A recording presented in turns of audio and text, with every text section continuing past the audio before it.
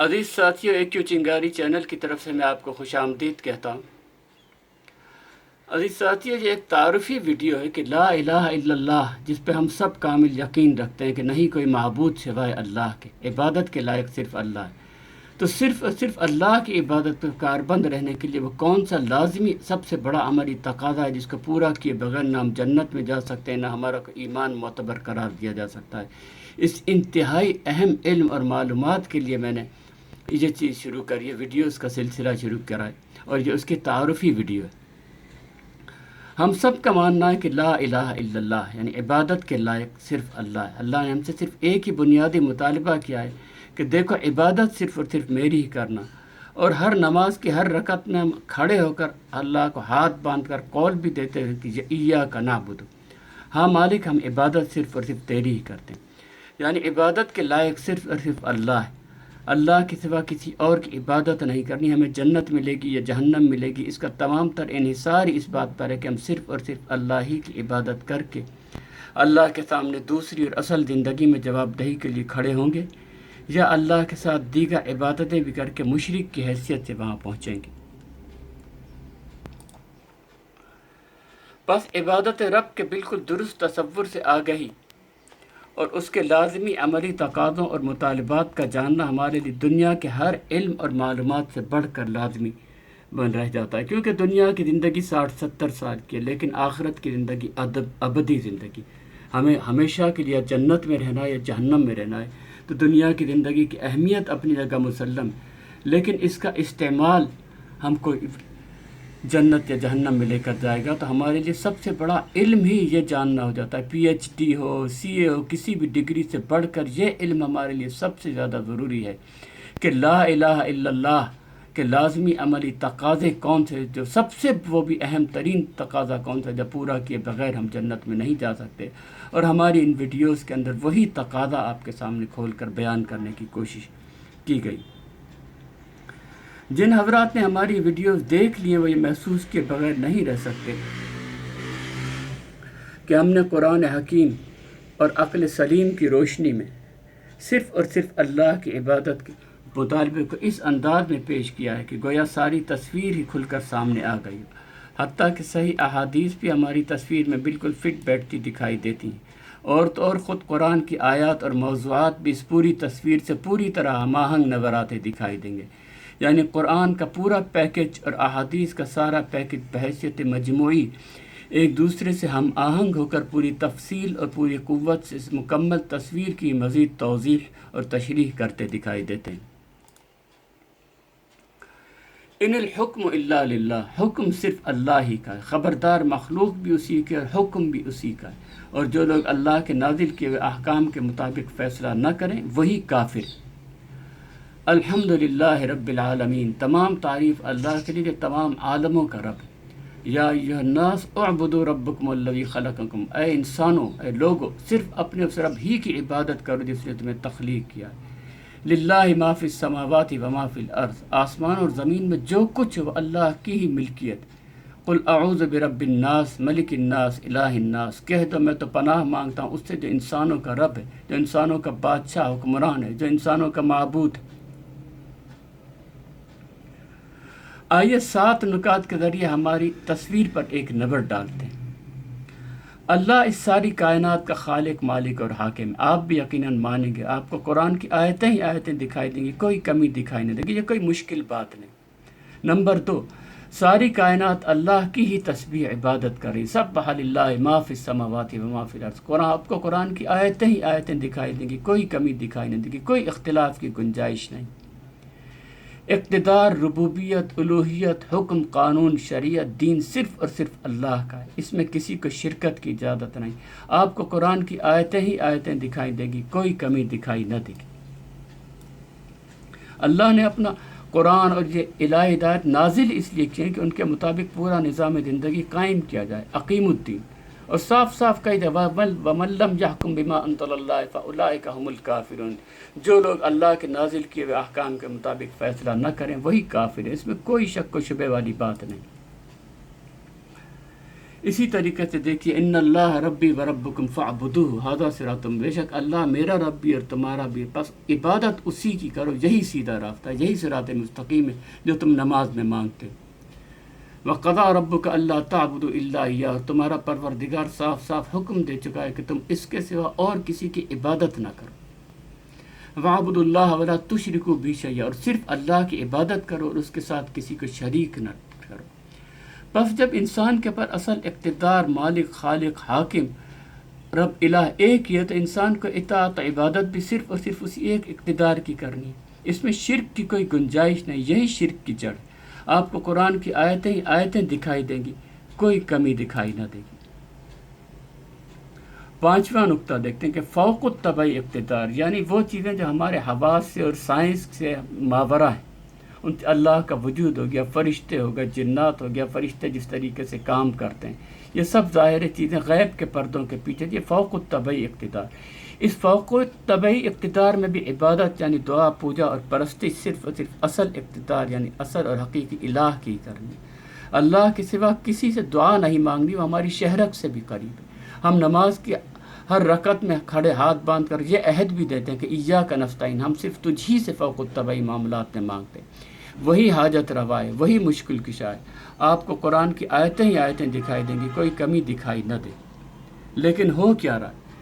ہندوستان کے اندر کھڑی مورتیں پوجی جا رہی ہیں، بت ہے، نیچے چندے کا باکس لگا ہوا ہے۔ ہندوستان میں ماتا ہے، پاکستان کے اندر داتا ہیں، پڑی مورتیں ہیں، مرے ہوئے انسان پڑے ہوئے، داتا لال سیون مدار، ان کو پتہ نہیں فوق الطبعی معاملات میں کیا کیا سمجھ کر ان سے مانگا جاتا ہے، اور تو معاذ اللہ ان کے آگے سجدے قبروں کے آگے کیے جاتے ہیں۔ اس سے کھلا شرک کیا ہوگا؟ یہ تو تھا فوق ایک طبعی اقتدار جو ہمارے عام معاملات زندگی، ان کے طبعی اقتدار میں بھی اللہ نے اپنے سارے قوانین شریعت دین نازل کیا، اور اسی لیے کیا ہے کہ اس کے مطابق ہم اپنا انفرادی زندگیاں بھی اور پورا اجتماعی دین بھی قائم کریں، زکوٰۃ ہو، بیت المال ہو، اس کا نظام زکوٰۃ وصول کی جائے جیسے ابوبکر صدیق نے، اور محتاجوں تک پہنچائی جائے۔ طبعی اقتدار میں بھی عبادت یعنی اطاعت اور بندگی صرف اور صرف اصل اقتدار یعنی اصل اور حقیقی رب کی ہی کرنی۔ لیکن ہوتا یہ کہ یہ گماشتے مل کر ایک مذہبی پیشوا، سیاسی حکمران، یہ سارے ارب پتی لوگ ہیں، یہ اپنا ایک ٹولہ بنا لیتے ہیں اور غریبوں کا خون چوس چوس کر اپنے محل بناتے ہیں۔ اللہ نے صاف کہہ دیا وَإِنْ أَطَعْتُمُوهُمْ إِنَّكُمْ لَمُشْرِكُونَ، ان کی اطاعت ہی تو وہ خالص شرک ہے جس کی بخشش نہیں، تم ان کو رب بنا کر ان کی عبادت کرتے ہو۔ ہمارے ہی جیسے انسانوں کو حق نہیں کہ وہ اپنی شریعت، اپنی ربوبیت، اپنا نظام ہم پر مسلط کر کے بعضنا بعضاً اربابا من دون اللہ، ہم میں سے ہی بعض رب بن کر، خود رب بن کر ہم سے اپنی اطاعت و عبادت کروائیں۔ آپ کو قرآن کی آیتیں ہی آیتیں دکھائی دے گی، کوئی کمی دکھائی نہ دے گی۔ طبعی اقتدار میں ساجہ لگا کر بیٹھ جانے والے سیاسی حکمرانوں کے اقتدار کے تسلط، اقتدار کی اطاعت اور اقتدار کی عبادت سے نکلنے کے لیے ہجرت، جہاد، قتال کا راستہ اختیار کرنا سب سے بڑا اور بنیادی فرض ہے۔ آپ کو قرآن کی آیتیں ہی آیتیں دکھائی دے گی، کوئی کمی دکھائی نہ دے گی۔ اس کے لیے ان سے لڑنا پڑے تو لڑو، مارو، چھوڑ جاؤ، لیکن ان کی ربوبیت میں، ان کی حکمران، ان کے نظام میں کسی صورت سمجھوتا نہ کرو۔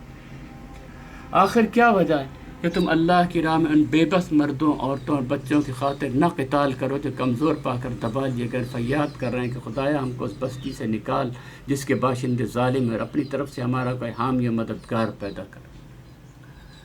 بے شک اللہ نے مومنوں سے ان کی جانیں اور ان کے مال جنت کے بدلے خرید لیے، وہ اللہ کی راہ میں قتال کرتے ہیں، یقتلون و یقتلون، مارتے بھی ہیں اور مرتے بھی ہیں۔ تورات، انجیل اور قرآن سب کتابوں میں اللہ کا سچا وعدہ ہے، اور اللہ سے بڑھ کر کون اپنے وعدے کو پورا کرنے والا ہے؟ لہٰذا ایمان والو، تم نے جو سودا کیا ہے اس پر خوشیاں مناؤ، اور یہی بہت بڑی کامیابی ہے۔ تھا 7واں نقطہ۔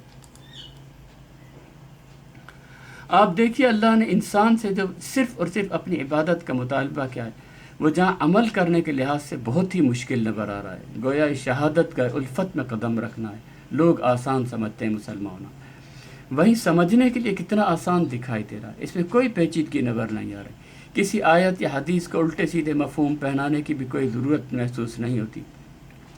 آپ کسی طور یہ نہیں کہہ سکتے کہ ہماری تصویر نامکمل ہے یا ہم نے اہمیت کا توازن خراب کرنے کی کوشش کی اور بعض غیر اہم چیزوں کو خام خواہ اہمیت دیتے ہوئے اللہ کے ہم سے اصل مطالبات کو چھپانے کی کوشش کی، یا ہم نے کفر و شرک کے ایک یا چند پہلوؤں کو تو پوری اہمیت دیتے ہوئے پکڑ لیا اور اسی کفر و شرک کے دوسرے پہلوؤں کو آئندہ مراحل کے لیے ٹالتے ہوئے یا کسی بھی اور بہانے کے ذریعے سمجھوتا کر لیا۔ ہماری اس بنیادی دعوت کو سامنے رکھ کر شروع سے آخر تک قرآن پر نظر ڈالتے جائیں، آپ کو کہیں ایسا محسوس نہ ہوگا کہ ہمارے موقف کو ظاہر کرنے کے لیے قرآن کی آیتوں کی بہت کمی ہے۔ اس کے برعکس جس نے بھی ایک محدود گوشے کی تمام تر اہمیت دے دی، اسے پھر قرآن کے ورقوں پر ورقے پلٹنے پڑ رہے ہوں گے تاکہ صرف اپنے محدود مطلب کی چند آیات تک رسائی حاصل کی جا سکے۔ پھر آیات کی کمی کو پورا کرنے کے لیے سارا دور اور بدن احادیث پر ڈالا جا رہا ہو، پھر احادیث کے مفہوم کو بھی اپنی مرضی کے مطابق ڈھالنے کے لیے زور صرف کیا جا رہا ہے۔ جتنے مولوی ملا آپ کو شیخ الحدیث زبدۃ السالکین نظر آ رہے ہیں، سب یہی کر رہے ہیں۔ صرف 7 نکات پر مبنی ہماری مختصر اور جامع اور صاف سیدھی دل میں اتر جانے والی لا الہ الا اللہ کی دعوت آپ کے سامنے۔ اپنے ذہن میں برسوں کے جمع میں محدود، نامکمل یا غلط تصور کو جھٹکنا اتنا آسان نہیں ہوتا، لیکن حق اور سچ کے آگے سچائی کے مطالبہ کے آگے اپنی انا اور ضد لے کر آنا ہی استکبار کہلاتا ہے، اور یہ شیطان کی سنت ہے۔ بہرحال ہم سمجھتے ہیں کہ ہم نے آپ تک بات پہنچا کے اپنی شہادت کی ذمہ داری پوری کر دی، یا کم از کم پورا کرنے کا حق پوری طرح ادا کر لینے کی کوشش کی۔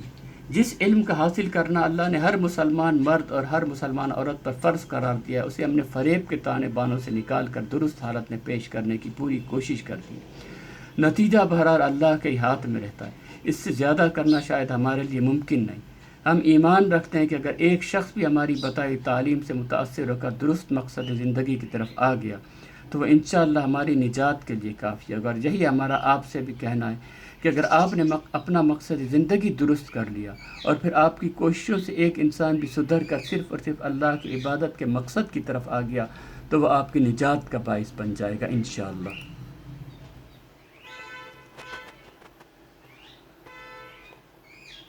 عزیز ساتھی، اپنی 60-70 سالہ زندگی اور دنیا کے بارے میں آپ کے جو بھی موقف، عقیدے اور نظریات ہیں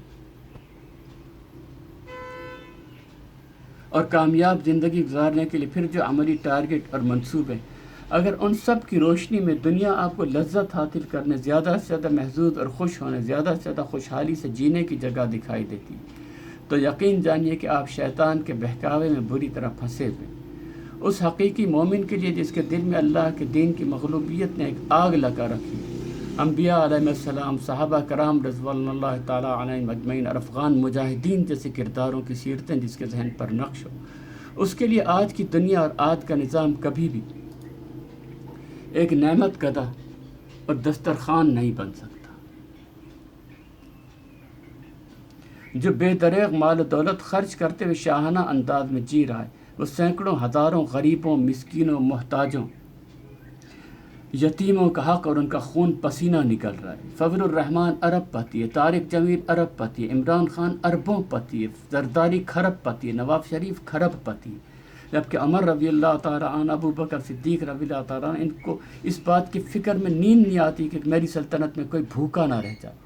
یہ اناج کی بوریاں اپنے کندھوں پہ اٹھا اٹھا کر مسکینوں تک پہنچانے والے لوگ تھے۔ یہ پیوند لگی قمیضیں پہننے والے لوگ تھے۔ جس کے پاس درست علم اور معلومات ہیں، جس نے غور و فکر کر کے اصل حقیقت پالی، اس کے لیے دنیا ایک مصیبت خانہ اور قید خانہ ہی بن سکتی۔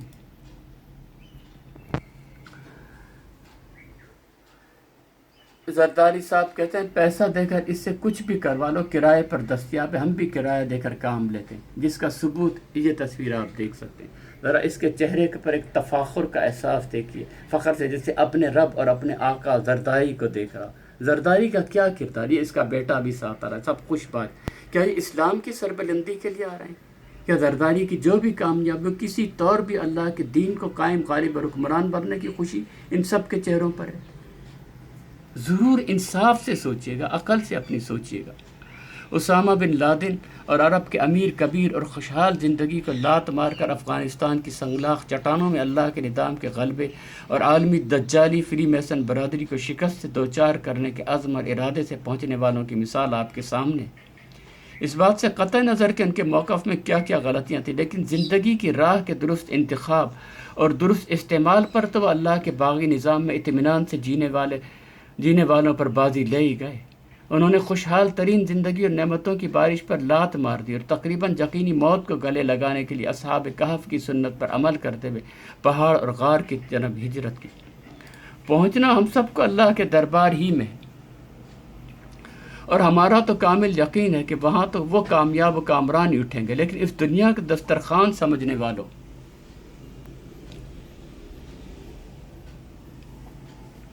بھی وہاں کامیاب اٹھیں گے یا جہنم کی طرف دھکیلے جا رہے ہیں۔ یہی وہ اصل سوال ہے جس کا جواب اگر آج کوئی آپ کو سب سے زیادہ بہتر دے سکتا ہے تو وہ آپ کا ضمیر ہی ہے۔ کیا آپ اتنا بھی نہیں کر سکتے کہ درست علم اور معلومات کو پھیلانے میں جتنا ممکن ہو ہمارے ساتھ تعاون کریں؟ ان زمینی خداؤں کے لیے ضرور بے ضرر اور لا تعلق بن جائیں۔ آپ کو ان کی اطاعت سے باہر نہیں نکالتا جب تک لا الہ الا اللہ نہ کریں۔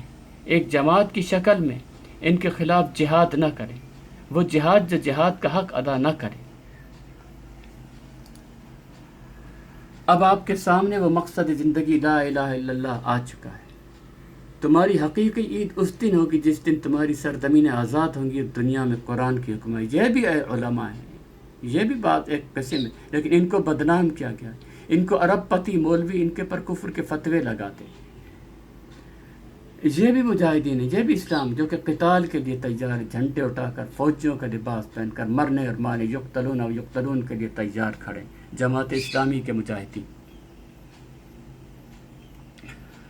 اب آپ کے سامنے الغرض و مقصد زندگی لا الہ الا اللہ بھی آ چکا ہے، جس مقصد کے لیے اللہ نے ہمیں تخلیق کیا اور دنیا میں بھیجا۔ ہمیں دنیا میں سانسیں لیتے ہوئے اس لیے نہیں جینا کہ اپنے لیے اور اپنی اولاد کے لیے زیادہ سے زیادہ آسودہ اور خوشحال زندگی گزارنے کی تگ و دو میں ہی سارا وقت گزار کر اپنی قبر میں پہنچ جائیں، بلکہ ہمیں عبادت صرف اور صرف اللہ کی کرنی ہے، خواہ اس کے لیے یوسف علیہ السلام کی طرح اپنی ساری جوانی جیل کی سلاخوں کے پیچھے گزارنی پڑے، خواہ اس کے لیے ابراہیم علیہ السلام کی طرح اپنی اولاد کے گلے پر چھری پھیرنی پڑے، خواہ اس کے لیے اصحاب کہف کی طرح گھر بار اور علاقہ چھوڑ کر پہاڑوں کی جانب بھاگنا ہی کیوں نہ پڑے، تاکہ زندگی کے اگلے مرحلے میں جو کہ کروڑوں برس سے بھی زیادہ ہوگا اس میں کامیاب ہو سکے اور اللہ کی نعمتوں کے حقدار بن سکے۔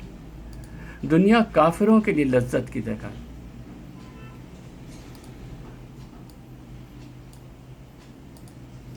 وَإِنْ أَطَعْتُمُوهُمْ إِنَّكُمْ لَمُشْرِكُونَ، اور ان کی اطاعت ہی تو خالص شرک ہے جس کی بخشش نہیں۔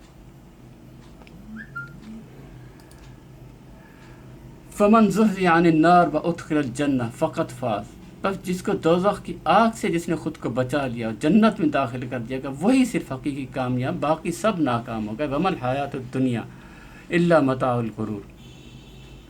ہم سب کو پہنچنا تو اللہ کے دربار میں ہی ہے، اور ہمارا تو کامل یقین ہے کہ وہاں تو وہ کامیاب و کامران ہی اٹھیں گے، جتنے بھی مجاہدین، لیکن اس دنیا کو دسترخوان سمجھنے والے بھی وہاں کامیاب اٹھیں گے۔ ایک دفعہ پھر آپ سے کہہ رہا ہوں، یہی وہ اصل سوال ہے جس کا جواب آج اگر کوئی آپ کو سب سے زیادہ بہتر دے سکتا ہے تو آپ کا ضمیر ہے۔ کہ آپ اتنا بھی نہیں کر سکتے کہ درست علم اور معلومات کو پھیلانے میں جتنا ممکن ہمارے ساتھ تعاون کریں؟